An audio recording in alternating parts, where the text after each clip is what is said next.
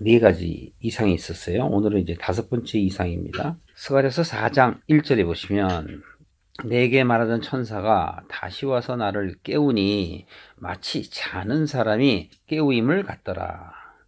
저 또한 이런 체험을 예전에 했었는데 생시인지 꿈인지 구분을 할 수 없는 그런 상태에서 하나님께서 찾아주셨죠. 하나님이 특별하게 그렇게 세우시는 분들이 있어요. 예를 들어서 지금 스가랴 같은 경우죠. 자기 생각하고는 전혀 다르게 체험을 주시기도 해요. 그렇기 때문에 우리가 신앙을 갖기 위해서는 그런 게 필요한 거예요. 첫 번째는 결단이죠. 아, 내가 하나님의 사람이 되어야 되겠다. 즉 하나님을 믿는 거죠. 그 믿음이 우선 전제가 돼요. 두 번째는 기도입니다. 그 기도는 뭐냐면 내가 하나님을 알 수 있게 해주세요 라는 기도가 있어야 돼요. 그럴 때 하나님께서 역사하시는 거죠. 지금 우리가 보고 있는 이 스가랴서는 구약 시대 때이기 때문에 예수님이 계시진 않았죠. 그런데 여기서 지금 천사를 통해서 스가랴에게 보여주는 것은 그럼 그 천사는 무엇인가 라는 생각도 우리가 한 번씩은 해볼 필요가 있다고 생각합니다. 그래서 어떤 사람에게는 눈에 보이는 현상으로 보이기도 하지만 어떤 사람에게는 눈에 보이지 않는 그런 현상으로 나타나기도 합니다. 그래서 지금 4장 1절에도 보면 스가랴가 천사가 자기한테 지금 다시 와서 여태까지 얘기하고 있었는데 또 다시 와서라는 표현을 하는 거예요. 그러니까 여러 가지 이상을 통해서 알려주기 때문에 마치 내가 잠을 자다가 깨어진 것 같더라. 그래서 이제 2절 한번 보실까요? 그가 내게 묻되 내가 무엇을 보느냐. 지금 천사가 물어보는 거예요. 네가 무엇을 보느냐. 그래서 내가 말하기를, 즉 스가랴가 말하기를 숭금 등대가 있는데 그 꼭대기에 주발 같은 것이 있고 또 그 등대에 7 등잔이 있으며 그 등대 꼭대기 등잔에 7 관이 있고 그 등대 곁에는 2 감람나무가 있는데 하나는 그 주발 우편에 있고 하나는 그 좌편에 있습니다 라고 얘기해요. 그러면서 이제 천사한테 물어봅니다. 이게 뭡니까? 천사가 이렇게 말합니다. 네가 이것을 무엇인지 알지 못하느냐? 내가 대답하되 예 주여 내가 알지 못하나이다. 그가 내게 일러 가로되 여호와께서 스룹바벨에게 하신 말씀이 이러하니라. 난데없이 지금 스룹바벨을 얘기해요. 어떤 이상에 대해서 스가랴가 이게 뭡니까 하고 물어봤더니 여호와께서 스룹바벨에게 하신 말씀이 이러하니라 라고 얘기해요. 그러면 지금 2절서부터 5절까지 있는 이 이야기들은 무엇을 얘기하는 거예요? 영적인 걸 얘기하는 거잖아요. 6절에 보시면은 그가 내게 일러 가로되 여호와께서 스룹바벨에게 하게 말씀하니 이러하니라 그래요. 하나님의 뜻이란 얘기죠. 만군의 여호와께서 말씀하시되 이는 힘으로 되지 아니하며 능으로 되지 아니하고 오직 나의 신으로 되느니라. 무엇일까요? 궁금하죠, 여러분? 그럼 7절 보세요. 큰 산아 네가 무엇이냐? 내가 스룹바벨 앞에서 평지가 되리라. 그가 머릿돌을 내어놓을 때 무리가 외치기를 은총이 그에게 있을지어다 하리라 하셨고 여호와의 말씀이 또 내게 임하여 가라사대 스룹바벨의 손이 이전의 지대에 놓았은즉 그 손이 또한 그것을 마치리라 끝내리라 하셨나니 만군의 여호와께서 나를 너희에게 보내신 줄을 내가 알리라 하셨느니라. 작은 일의 날이라고 멸시하는 자가 누구냐? 이 7은 온 세상에 두루 행하는 여호와의 눈이라. 다림줄이 스룹바벨의 손에 있음을 보고 기뻐하리라. 네. 이렇게 지금 말씀하고 있어요. 자, 그러면 영적인 얘기라는 걸 우리가 지금 볼 수 있었죠. 4장 2절 보세요. 숭금 등대가 있다 그러죠. 숭금 등대. 이 숭금이라는 말은 하나님의 사실 말씀을 뜻하는데 출애굽기 한번 살펴보시겠어요? 좀 찾아보셔야 돼요. 출애굽기 25장에 31절에 보면 너는 정금으로 등대를 쳐서 만들되 뭐를 만들어요? 정금으로. 그 밑판의 줄기와 그 잔과 꽃받침과 꽃을 한 덩이가 연하게 하고 가지 6을 등대 곁에서 나오게 하되 그 3가지는 이 편으로 나오고 그 3가지는 저 편으로 나오게 하며 이 편가지에 살구꽃의 형상의 잔셋과 꽃받침과 꽃이 있게 하고 저 편가지에도 살구꽃의 형상 잔셋과 꽃받침과 꽃이 있게 하여 등대에서 나온 6가지를 갖게 할지라. 뭘 상상하시면 되냐면 여러분 그 촛대 있죠, 촛대. 그 기성교회에는 별로 이렇게 없는데 성당에 가면 좌우편에다가 이 촛대를 이렇게 세워놓은 것들을 볼 수 있는데 그 촛대가 한 줄기로 나와서 좌우편으로 이렇게 6개 나와요. 3개, 3개. 그리고 가운데 같이 합하면 이제 7가지로 이제 나오게 되는 거죠. 35절에 보세요. 등대에서 나온 6가지. 등대가 하나 줄기예요. 6가지를 위하여 꽃받침이 있게 하되 2가지 아래 한 꽃받침 줄기와 연하게 하고 연하게는 연결되는 거예요. 등잔 7을 만들어 그 위에 두어 앞을 어떻게 해요? 비추게 하라. 그러면 이 등잔을 만드는 건 이유가 비추게 하기 위해서, 앞을 비추게 하기 위해서란 말이에요. 출애굽기 27장 20절로 가면 너는 또 이스라엘 자손에게 명하여 감나무로 찧어낸 순결한 기름을 등불을 위하여 4개로 가져오게 하고 끊이지 말고 등불을 켜되 아론과 그 아들들로 회막 안에 증거궤 앞에 회장 밖에서부터 저녁부터 아침까지 항상 여호와 앞에, 누구 앞에? 여호와 앞에 그 등불을 간검하게 하라. 항상 켜있게 하라. 이는 이스라엘 자손의 대대로 영원한 규례니라. 그럼 이게 무슨 얘기냐면요. 성막은 창문이 없어요. 빛이 없으면 깜깜하잖아요. 이 증거궤 앞에 휘장 밖에서 저녁부터 아침까지 항상 지켜 있으라 이거예요. 하나님의 그 등불을 밝혀. 그러면 이게 영적으로 보셔야 돼. 창세기 1장 2절을 항상 제가 말씀하는 거죠.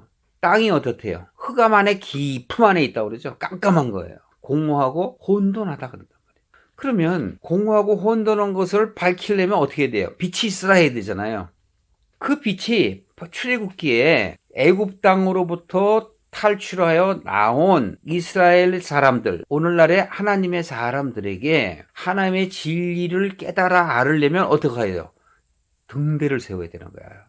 등잔을 세워야 돼. 그 당시에 촛대죠.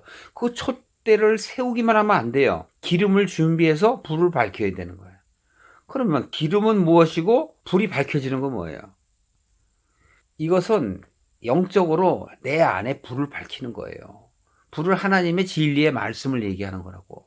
그 진리의 말씀이 불이 밝혀져 어두운 내 마음을 밝히는 거예요. 그래야 내가 하나님의 뜻을 깨달아 알 수 있는 거예요.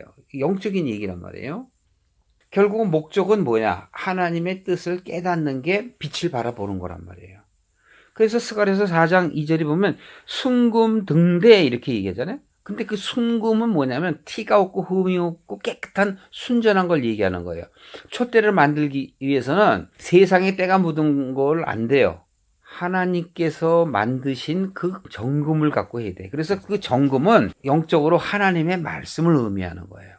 하나님의 말씀만이 나를 밝힐 수가 있어요. 그러면 내가 세상에 마음을 두고 있는데 밝혀지나요? 안 밝혀진다니까. 그래서 내가 하나님을 쫓는 마음이라는 건 하나님이 내게 원하시는 그 뜻을 깨달아 알아 그 길로 나아가는 것. 진전되어 앞으로 나아가는 게 내 인생이에요. 여러분의 인생들이라고. 이 순금, 정금이라는 건 또 다른 말로 표현하면 잠언서 3장 13절에 보면 지혜. 하나님의 지혜. 또 잠언서 8장 10절에 보면 진리라는 표현도 써요. 진리. 그러니까 진리가 너희를 자유케 하리니 그러잖아요. 그러면 무엇으로부터 자유가 돼요? 세상으로부터 자유가 되는 거야. 진리가 너희를 자유케 되리라 하는 거는 내 생각이 세상의 가치를 쫓지 않고 하나님을 쫓을 때 세상에 대한 여러 가지 생각들이 노임을 받아 나를 어떻게 하는 거예요? 자유롭게 하는 거예요. 그래서 이런 정금같이 되라 하는 것은 연단의 의미도 있는 거예요. 연단의 의미. 그러면 어떻게 해야 돼요? 내가 진리의 말씀을 깨달아서 그 길로 나아가는 것은 점점 자기 자신을 내려놓게 되는 거예요. 자기 부인이에요. 그러니까 온전한 자기 부인이 될 때에 내가 정금같이 주님 앞에 나아가린 거예요. 정금과 같이 주님 앞에 나아가리라 하는 찬양이 있죠. 그런 의미는 바로 하나님의 영적인 뜻을 깨달아 세상의 가치를 쫓지 않고 하나님이 내게 원하시는 그 가치를 쫓아가는 그러한 나의 인생길로 나아가는 나의 모습을 얘기한단 말이에요. 자, 스가랴서 4장 2절 다시 오세요. 그래서 그 순금 등대가 있는데 그 등대가 바로 7등잔이 있으며 그 등대 꼭대기 등잔에는 7관이 있고, 그래서 여기서 7 이렇게 있죠. 7등잔. 일곱 등잔은 출애굽기 25장 37절이나 계시록 1장 20절에 보면 등잔이 나와요. 일곱 등잔. 일곱 촛대, 일곱 교회라고 그러죠. 그러니까 일곱 등잔이나 일곱 촛대는 일곱 교회. 일곱 교회는 바로 무엇이죠? 7은 완전수를 얘기하는 거란 말이에요. 온전하신 예수 그리스도를 의미하며 하나님이 내게 말씀하시는 그 뜻을 내가 온전히 알아듣는 게 바로 일곱 촛대이며 일곱 교회라고. 이렇게 영적인 얘기를 하기 때문에 여러분 못 알아들으신다 생각하지 마시고 계시록에 나와 있잖아요. 1장 맨 마지막 20절에 보면 요한에게 하나님이 말씀하세요. 자, 네가 본 것은 내 오른손의 일곱 별의 비밀과 이 오른손의 일곱 별의 비밀이라는 건 예수 그리스도를 얘기하는 거예요. 별도 온전한 별이 되는 거 일곱 별이야. 그래서 일곱이라는 숫자는 완전해진 것, 온전해진 것, 흠이 없는 것을 일곱이라고 그래. 그래서 일곱 별의 비밀, 그러면 이것은 뭐냐면 예수 그리스도를 얘기하는 거예요. 비밀, 하나님의 비밀은 뭐라 그랬죠? 하나님의 나라는 어디 있어요? 너희 안에 있는 걸 아는 게 비밀이란 말이에요. 바깥에 있는 게 아니란 말이야. 천국은 바깥에 있는 게 아니에요. 내 안에 있는 거라고. 그래서 그건 나중에 얘기하고요. 지금 일곱 별의 비밀과 일곱 금촛대라 이렇게 얘기해요. 그러면서 일곱 별은 뭐라고요? 일곱 교회의 사자요. 그럼 일곱 교회의 사자가 뭐예요? 예수님이라니까요. 내가 교회야. 나를 온전하게 만드는 것이 바로 일곱 교회의 사자. 그것이 바로 예수 그리스도라시고. 그리고 그 뒤에 보면 일곱 촛대는, 일곱 등잔은 일곱 교회니라. 바울 서신들은 일곱 교회에 보내는 서신이다 이렇게 얘기했지만 그 일곱 교회가 바로 뭐냐? 일곱 촛대이며 바깥에 보이는 현상은 여러 지방의 교회이지만 실제로 내게 적용하면 내 안에 얘기란 말이에요. 내 마음 안에. 그럼 내 마음 안에 얘기라는 건 영적으로 뭐예요? 온전한 교회가 되는 거야. 내가 온전한 교회가 돼. 그래서 일곱 촛대는 일곱 교회니라 이렇게 얘기하는 거예요. 그렇다면 구약 시대에 지금 스가랴를 통해서 그 일곱 등잔이 있다, 일곱 관이 있다 하는 건 뭐냐? 이때에는 그 비밀이 풀어지지 않지만 신약 시대 때에는 다 풀어졌단 말이에요. 아, 그러면 결국은 뭐야? 온전한 하나님의 말씀을 깨달아 알아서 네가 교회가 되라는 얘기잖아요. 그건 신약 시대 교회가 되라는 얘기야. 그 당시는 뭐가 되라는 얘기예요? 성전이 되라는 얘기라고. 그래서 내가 성전이 되며 교회가 되는 거예요. 바깥에 보이는 성전 교회 아니에요. 그 성전이라 하면, 교회라 하면 하나님의 말씀이 있는 곳, 그 하나님의 말씀을 찾아서 내가 그곳에 가서 진리인 그 하나님의 말씀을 깨달아 알아서 내가 뭐가 되는 거예요? 일곱 교회가 되는 거야. 그 일곱 교회가 되게 하는 것을 신약 때에는 그 일곱 교회의 사자이신 예수님이 내게 오신 거예요. 어떻게 해와요? 내가 구할 때 온다고. 구할 때. 내 마음으로 결단하고 기도할 때. 저로 하여금 깨달아 알게 해주세요 하고 기도할 때 역사하신단 말이에요. 하나님의 은혜가. 자, 그렇다면 3절 또 보실까요? 바로 이 스가랴에게 하시는 말씀 중에 또 그 등대 곁에 두 감람나무가 있는데 하나는 그 주발 우편에 있고 하나는 그 좌편에 있습니다. 이게 뭐죠? 하고 물어봐. 그러니까 천사가 5절에 그러죠. 너 아직도 모르니? 내가 이렇게 얘기하고 있는데 모르니? 그래. 네 가지의 그 이상에 대해서 설명을 해줬잖아요. 그런데도 아직도 몰라. 이것을 아는 거는 즉 만군의 여호와께서 말씀하시되 이는 힘으로 되지 아니하며 능으로 되지 아니하고 오직 나의 신으로 되느니라. 그런데 그 전에 두 감람나무는 뭐냐? 당시에 스룹바벨과 제사장 여호수아를 얘기하는 거예요. 어디에 세웠다고 그래요? 등잔 옆에 세웠다고 그러잖아요. 등잔이 뭐예요? 기준점이 하나님의 가치라고, 그게 진리라고. 진리 옆에 스룹바벨과 여호수아를 세운 거예요. 좌편으로 세 가지, 우편으로 세 가지. 가운데는 누가? 신약으로 오면 바로 예수 그리스도예요. 그 좌편으로 세 가지, 우편으로 세 가지. 그렇게 갖고 7가지가 되면 온전한 교회가 되는 거예요. 제가 이해하게끔 하려고 자꾸 이렇게 서론부터 쭉 얘기하는데 이해가 좀 되시나요? 그래서 바로 이 스룹바벨이나 여호수아처럼 네가 그렇게 변했으면 좋겠다라는 얘기라고 요구하시는 거예요. 누가 되기를? 구약되니까 내가 제사장이 되고 내가 총독이 되라는 거예요. 총독은 지금 유대의 총독 스룹바벨, 즉 바깥의 세상과 제사장 안의 세상을 총괄하는 하나님의 진리를 깨달아서 네가 안으로나 바깥으로 온전하게 하나가 되라. 다시 말하면 하나님께 드리는 그 잔, 아까 주발이라고 그랬죠. 잔, 꼭대기에 잔이 있다고 그랬잖아. 네가 그 또 꼭대기에 있는 잔이 되려면 안으로나 바깥으로 깨끗해야 된다는 거야. 그게 하나가 되는 거예요. 우리는 하나님께 못 드려요. 그래서 여호와께서 스가랴의 6절에 얘기를 했잖아요. 이거는 네가 하는 게 아니야. 힘으로 되지 아니하면 능으로 되지 않아. 오직 뭘로 돼? 여호와의 신으로만 되느니라 그런단 말이에요. 조건은 뭐야? 내가 마음을 결단하고 구할 때 하나님의 신이 내게 역사하신단 말이에요.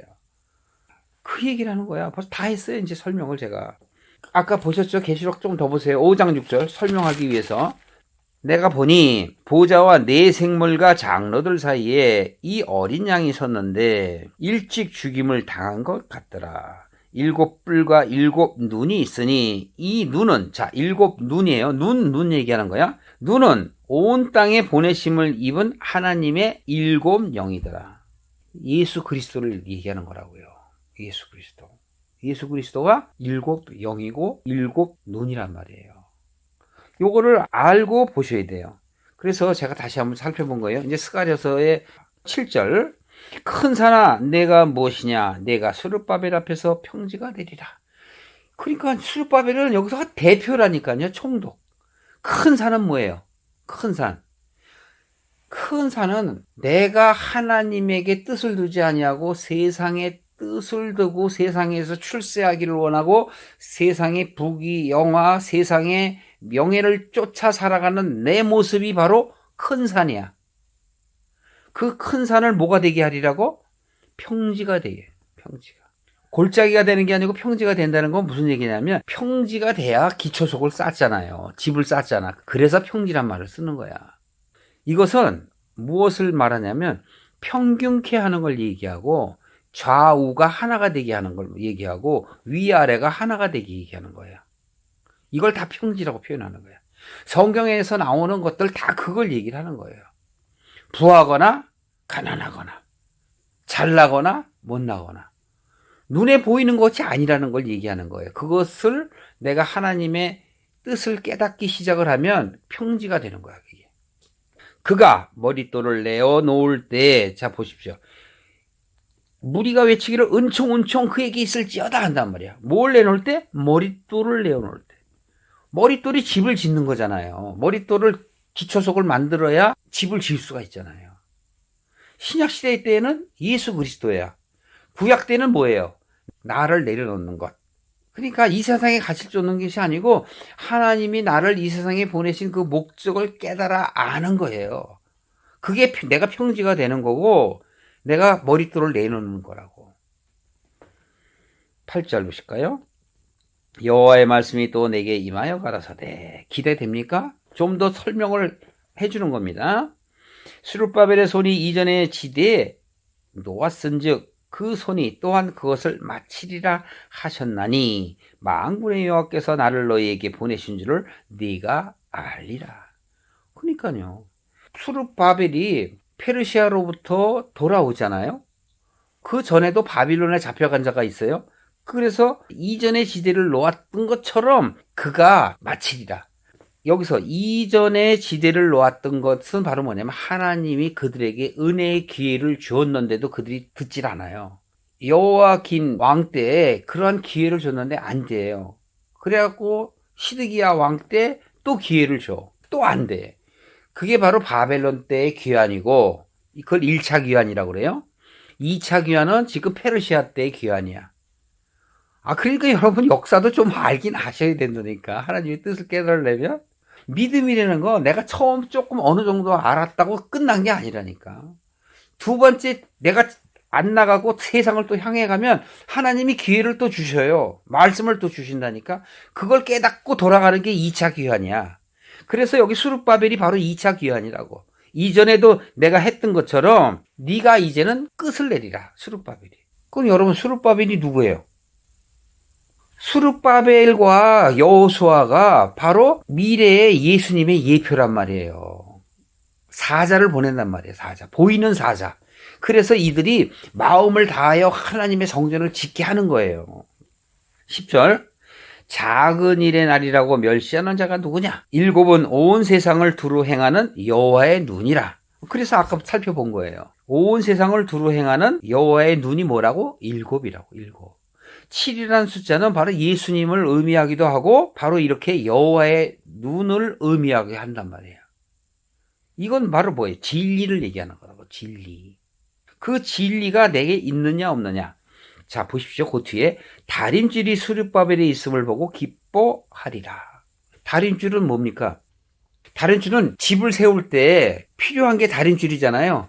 수직으로 세워져야 되지 삐딱하게 세워지면 그 기둥이 또는 벽돌이 무너지잖아요. 벽 쌓은 게. 그래서 똑바로 쌓으려면 다림줄을 이렇게 해놓고 해요. 건축하는 사람들 보면 줄을 갖다가 이렇게 줄을 만들어서 이렇게 해놓고 거기다가 딱 줄에 맞춰서 세운다고. 이게 바로 기준이라고. 기준. 이게 은혜고 이게 하나님의 말씀이고 진리고 생명이란 말이에요. 이게. 하나님께서는 우리 일상생활 속에서 당신을 드러내어 알게 하시는 거예요. 그래서 지금 얘기하는 거예요. 바로 그 다림줄을 보고 네가 기뻐할 것이다. 얘기하는 거예요. 11절. 내가 그에게 물어 가로되, 이제 스룹바벨이 물어봐요. 대답을 안 하니까. 감람나무에 대한 대답을 안 했잖아요. 저는 설명을 했습니다만. 등대 좌우의 두 감람나무는 무슨 뜻입니까? 하고 물어봐. 그랬더니 12절에 다시 그에게 물어 가로되 금 기름을 흘려내는 두 금관 옆에 있는 이 감람나무 두 가지는 무슨 뜻입니까? 지금 보세요. 수르바벨이 금기름을 흘려내는 두 금관 옆에 있는, 그러니까 어렴풋이 지금 깨닫고 있어. 몰라. 그랬더니 13절에 네가 이게 뭔지 모르겠니? 그러니까 아이 주여 모르겠습니다. 천사한테 그렇게 얘기하니 천사가 이는 기름 발리운 자 둘이니라. 바로 수르바벨과 여호수아를 얘기하는 거예요. 제사장 여호수아. 온 세상의 주 앞에 모셔 있는 자니라. 온 세상의 주 누구예요? 하나님. 하나님 앞에, 하나님의 앞에 하나님을 모시는 자. 그게 하나님의 성전을 지금 지으려고 그러잖아요. 하나님의 성전은 하나님을 의미하기도 하고 예수님을 의미도 하고 성령님을 의미하기도 하는 거예요. 성전이라는 게. 즉, 이 성전을 짓는 자, 성전을 모시는 자, 이 당시, 스가랴 당시는 수르바벨이고 여호수아이지만 미래에는 누구라고요? 예수 그리스도라고. 예수 그리스도만이 나를 온전케 하신단 말이에요. 바로 그 등대, 줄기처럼 분명하게 하신단 말이에요. 그러니까 결국은 이 내용들은 내가 영광의 교회가 되는 거야. 내가 영광의 교회가 되려면 모든 것들을 내가 내려놓을 수 있는 마음이 생기는 거예요. 그 증거는 내 마음이 세상에 있는 욕심과 애착이 내려져 있는 것을 스스로 확인하는 거예요. 그걸 요새 말로 얘기하면 믿음이라고 그래요. 믿음. 믿음은 믿습니다. 믿습니다. 그게 아니에요. 하나님의 뜻을 깨닫는 게 믿음이야. 하나님의 뜻을 깨닫는 것. 어디서 깨달아요? 성경 속에서, 구약 속에서, 신약 속에서. 그래서 아까 네 생물과 24장로 얘기했잖아요. 그게 다 성경을 얘기하는 거야. 성경. 구약 성경, 신약 성경을 얘기하는 거라고. 그 안에 담겨있는 하나님의 말씀을 깨닫는 것. 그들이 하나님을 찬양한다니까. 은유법으로 한 거예요. 은유법. 내가 그 말씀을 깨달으면 내가 그들이 돼서 내가 찬양을 하는 거지. 하나님 감사합니다 하고. 그래서 지금 사장에 있는 내용들을 설명한 거예요. 아까 10절에도 그랬잖아요. 스룹바벨의 손에 있음을 보고 기뻐한다. 기뻐한다. 깨달아야 기쁘지. 깨닫지 못하면 뭐가 기뻐요? 맨날 세상 근심 걱정이 가득 차지. 그러니까 맨날 비난 또 자괴감을 갖고 슬퍼하고 쓸데없는 구렁에 자꾸 빠지지. 하나님의 뜻을 알면 있으나 없으나 상관없다니까요. 5장 보실까요? 내가 다시 눈을 든즉 날아가는 두루마리가 보이더라. 또 물어보겠죠. 먼저 천사가 물었습니다. 그가 내게 묻되 내가 무엇을 보느냐 하기로 내가 대답하여 날아가는 두루마리를 봅니다. 그 장이 20규빗, 광이 20규빗입니다. 자기가 보기에는 이렇게 정사각형으로 된 것이 이게 보인다 이거예요. 두루마리. 근데 두루마리는 여러분 이 판을 얘기하는 거잖아요. 판. 그가 내게 이르되 이는 온 지면에 두루 행하는 저주라. 20규빗 저주래. 저주. 꽉 막힌 사각형이 무슨 저주냐? 도적질하는 자는 그 이편 글대로 끊쳐지고 무릇 맹세하는 자는 곧 그 저편 글대로 끊쳐지리라. 여기서 보십시오. 이편의 글대로 저편의 글대로 뭐예요? 두루마기라는 건 뭐예요? 글을 쓰기 위한 그 종이 그걸 두루마리 그러잖아요. 두루마리. 찬양도 있잖아요. 하늘을 두루마리 삼고 바다를 먹물 삼아 그려도 하나님의 은혜를 내가 다 감당치 못할 것이다. 못 채우리라 그러잖아요. 지금 이거 뭐냐? 도적질하는 자. 도적질하는 게 뭐예요? 도적질은 뭐냐면 하나님의 말씀을 자기의 것으로 변형시켜갖고 사람들에게 전파하는 게 도적질하는 자예요. 하나님의 뜻을 모르고 하나님의 말씀을 역사로 얘기하고 이렇게 살아야 된다. 정직한 삶을 살아야 된다. 착한 삶을 살아야 된다. 그냥 자기 생각대로 그냥 얘기하는 거. 율법대로 얘기하는 거. 율법은 진리를 깨닫게 하기 위한 수단인데 그 수단과 방법을 마치 진리인 것처럼 거짓 설파하는 것. 그게 바로 도적질하는 자예요. 이 편글대로. 또 무릇 맹세하는 것. 무릇 맹세하는 게 뭐예요? 거짓 맹세하는 거.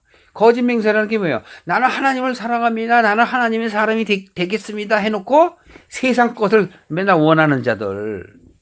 여러분이나 저도 해당되죠, 여기? 해당 안 돼요? 다 해당되지. 우리는 진전되어 나가기 때문에 이런 마음이 자꾸 줄어들어야 돼. 바로 이런 도적질이나 거짓 맹세하는 자들은 어떻게 된대요? 끊어지리라. 끊어져야 돼요, 사실은. 바벨탑이 무너지는 것처럼 무너져야 된다니까. 만군의 여호와께서 가라사대 내가 이것을 바라였나니 도적의 집에도 들어가며 내 이름을 가리켜 망령되이 맹세하는 자의 집에도 들어가서 그 집에 머물며 그 집이 누구 집이에요? 내 집이잖아, 내 집.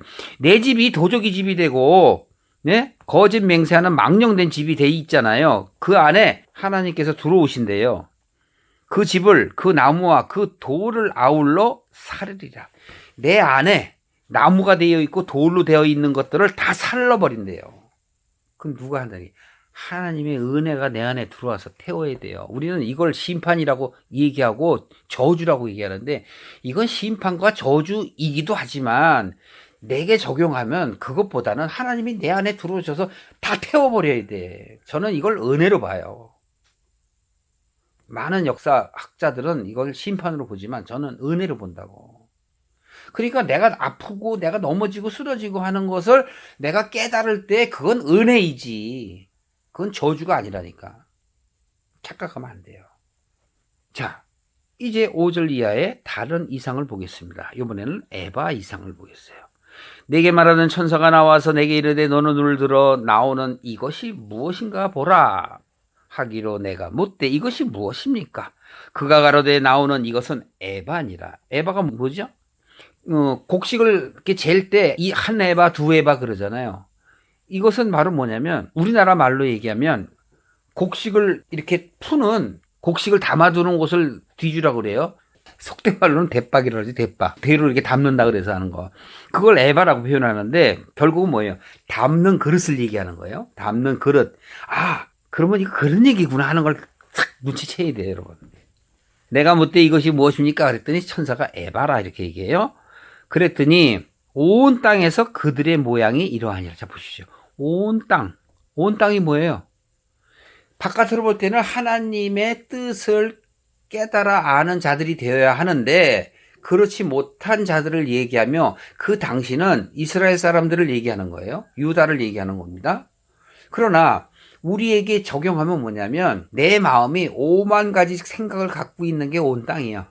내 생각이 하나님의 걸로 통일되지 않고 하나님의 것 포함해갖고 온 세상 것들이 나를 지배하고 있어. 그게 온 땅이에요. 온 땅에서 그들의 모양이 이러하니라 하고 설명을 해. 어떤가 보세요, 여러분. 샤크를 받아야 돼. 이 에바 가운데에는 한 여인이 앉아 있다. 그런데 어떻게 앉아 있느냐? 둥근 납 한 조각이 들리더니 그가 가로되 이는 악이라 하고 그 여인을 에바 속으로 던져놓고 납조각을 에바 아구리 위에 던져서 덮더라. 이 표현이 좀 어려운데 쉽게 말하면 뭐냐면 아까 그 뒤주 있잖아요. 거기다가 사람이 못 열게 하려고 납이라는 건 봉한다는 의미잖아요. 그래서 그 납을 갖다 꽉 덮어버린 거예요. 그러면 못 열어 그거를. 이거는 다른 말로 뭐라면 꽉 갇혀있는 철갑 감옥이란 말이에요. 우리는 이해를 못하는데 누구도 빠져나올 수 없는 철감옥으로 돼서 납으로 아주 봉인돼 있는 거야. 뚜껑을 에바 아구리 위에 던져 덮었더라. 그런데 그 안에 누가 있어요? 한 여인이 있더라. 근데 한 여인을 누구라고 그래요? 온 땅에서 나온 그들의 모양이다. 그러니까 이것을 다시 또 아까처럼 제가 영적으로 풀어보면 뭐냐면 세상의 가치 속에 빠져서 옴짝달싹 못하고 앉아있는 여인이란 말이에요. 여인이라는 얘기는 아시죠 여러분? 은혜 받을 자가 은혜를 못 받은 게 여인이잖아요. 하나님의 씨를 받아야 될 자가 못 가져서. 그래서 그걸 갖다가 악이라 이렇게 표현하잖아요. 또 9절에 내가 또 눈을 들어본 즉 두 여인이 나왔는데 학에 날개 같은 날개가 있고 날개에 바람이 있더라. 그들이 에바를 천지 사이에 들었기로, 즉 하늘로 공중으로 올려서 날아가는 거예요 모습이. 근데 두 여인이 지금 뭐예요? 하나를 들었어. 상상돼요 여러분? 두 여인이 그래서 양쪽에서 잡아갖고 그걸 어디로 끌고 가? 하늘로 올라가. 하늘은 누구를 의미해요? 하나님을 의미하잖아요. 하나님. 하나님께 가야 할 나의 모습이 하나님의 은혜를 주고 싶어 해서 두 여인을 보낸 거야. 그 두 여인이 뭐예요? 하나님의 말씀을 제대로 받아들인 자지. 그 자들이 나를 양쪽에서 붙잡고 날아가는 거야. 하나님께로. 너무 재밌지 않아요, 여러분? 내가 천사에게 물어봐요. 어디로 옮겨놔야 합니까? 어디로? 자, 보세요. 하나님께 가는지 어디 가는지 잘 보세요. 11절. 그들이 시날 땅으로 가서, 시날 땅이 바벨론을 얘기하는 거야. 바벨론. 시날 땅으로 가서 그를 위하여 집을 지으려 함이니라. 회개했다는 얘기, 회개 안 했다는 얘기예요. 회개 안 한 거야. 자기 집을 지으면, 즉 준공하면 그가 그 초소에 머물게 될 것이다. 그러면 이 바벨론은 계시록 18장 2절에 보면 바벨론은 세상 나라를 얘기해요. 소돔과 고모라나 바벨론이나 같은 의미야. 근데 바벨론을 이야기하는 건 한 큰 성을 표현하려고 바벨론 성 이렇게 표현하는 거예요. 계시록 18장 2절에 보면 이것은 바로 귀신의 처소를 얘기해. 그리고 각종 더러운 영들이 모이는 곳이다. 가증한 새들이 모여 있는 곳이다. 그럼 이 바벨론은 무엇을 얘기해요? 세상 나라를 얘기하는 거예요. 세상 나라. 여러분들이 세상에 그냥 꽉 빠져서 옴짝달싹할 수 없는 철 감옥 속에 들어 앉아 있는 것 같은 것을 지금 표현해내는 거예요. 그 모양이 바로 이와 같다 그러잖아요. 그러면 여기서 에바 속에 있는 그 여인은 누구를 얘기할까요? 하나님의 뜻하고는 전혀 상관없이 아까 어떻게 됐어요? 도적질하고 거짓 맹세하는 자보다 더 악한 거죠. 완전히 빠져 있는 거야. 빠져서 들으라 해도 듣지 않고 보라고 해도 보지 않아. 이사야서 29장 9장 생각이 나지 않으세요 여러분? 소경이 되고 소경이 되라. 놀라고 놀라라. 너 계속한 네 길로 가 그러잖아. 그러니까 눈이 있어도 보지 못하고 귀가 있어도 듣지 못하는 자를 얘기하는 거예요. 6장 내가 또 눈을 들어본 즉 네 병거가 두 산 사이에 나왔는데 그 산은 놋산이더라. 첫째 병거는 홍마들이며 둘째 병거는 흑마들이며 셋째 병거는 백마들이며 넷째 병거는 아롱지고 건장한 말들이 메어 있는지라. 우리가 첫 번째 이상의 그 말들 나왔었죠. 그걸 생각하면서 보세요. 내가 내게 말하는 천사에게 물어 가로되 이것이 무엇입니까? 천사가 대답하여 가로되 이는 하늘의 네 바람인데 온 세상의 주 앞에 모셨다가 나가는 것이라. 흑마는 북편 땅으로 나가매 백마가 그 뒤를 따르며 아롱진 말은 얼룩말이에요. 남편 땅으로 나가고 건장한 말은 나가서 땅을 두루 다니고자 하나니 그가 이르되 너희는 여기서 나가서 땅에 두루 다니라 하며 곧 땅에 두루 다니더라. 그가 외쳐 내게 일러 가로되 북방으로 나간 자가 북방에서 내 마음을 시원케 하였느니라. 천사가 지금 뭐라 그래요? 8절에 보면 북방으로 나간 자들. 그럼 북방으로 나갔다는 누구예요? 흑마 그리고 백마죠. 북방에서 내 마음을 어떻게 했다? 시원하게 했다. 천사에게. 아 그러면 천사가 지금 스가랴에게 뭘 얘기하는 거예요? 북방으로 나가라고 그러잖아. 북방에는 뭐가 있는데? 하나님이 있는 곳이 북방이에요. 북극성 얘기죠. 북극성. 북극성이 바로 북방에 있는 별이라고. 그게 바로 예수 그리스도고, 동편 서편 할 때는 하나님이 빛을 얘기해요. 존재를 얘기할 때는 북방 남방을 얘기해. 여러분들이 인지하셨으면 좋겠어요. 빛으로 얘기할 때는 동에서, 해가 어디서 떠요? 동에서 뜨잖아. 서편에 있는 내게 빛을 비추는 거야. 북에서 남으로 가는 건 뭐예요? 북은 북극성. 북극성은 뭐래요? 어두운 데 있는 자가들이 하나님께로 나아가고 목적지로 가려면 뭘 보고 다녀? 북극성 보고 가잖아요. 그것처럼 북과 남을 얘기할 때는 하나님이 북에 계신다는 거야. 결국은 뭐야? 나를 인도해 내신다는 거지. 결국은 그 얘기를 하는 거예요. 자, 9절 보실까요? 여호와의 말씀이 내게 임하여 이르시되, 이제 즉 8가지 이상을 보여준 이후에 10절, 사로잡힌 자 중 바벨론에서 돌아온 헬데와 도미아와 여다야가 스바냐의 아들 요시아의 집에 들어나니, 보십시오. 사로잡힌 자, 그 중에서도 누구? 헬데, 도비아, 여다야, 요 세 사람이 누구 집에 왔어요? 스바냐의 아들 요시아의 집에 왔어. 무슨 얘기일까요, 이게? 결국은 이들이 세상으로부터 벗어나서 하나님의 나라에 진입한 것을 얘기하는 거예요. 은과 금을 취하여 면류관을 만들어 여호사닥의 아들 대제사장 여호수아의 머리에 씌우고 고하여 이르기를, 만군의 여호와께서 말씀하시되 보라, 순이라 이름하는 사람이 자기 곳에서 돋아나서, 새싹을 얘기하는 거예요. 믿음이 시작된 걸 얘기하는 거예요. 여호와의 전을 건축하리라. 이것은 여러분의 마음을 얘기하는 거라고. 하나님의 뜻이 지금 바벨론에 있다가, 내가 바벨론에 있다가 지금 돌아온 거예요. 누구처럼? 헬데와 도비아와 여다야처럼 돌아온 거야. 평지가 된 거야. 큰 산이 이제 작은 산이 되어서 돌아온 거예요. 돌아와 있는데 그 여호와의 아들인 대제사장의, 여호사닥의 아들인 대제사장 여호수아에게 머리에 관을 씌우라 그러잖아요. 즉 대제사장으로 임명해라. 그러면 바깥에 보이는 대제사장은 뭐예요? 대제사장하고 나하고 상관없는 게 아니에요. 그건 뭐 목사님이고 우리는 뭐 기껏해야 뭐 장로고 권사 아니겠어? 집사 아니겠어? 그거 아니에요. 그런 뜻이. 성경에서 얘기하는 이런 대제사장은 뭐냐면 내가 대제사장이 돼야 되는 거야. 일반 제사장은 하나님께 나아가지 못하나 대제사장이 되어야 하나님 앞에 나아갈 수 있는 자격이 있어요.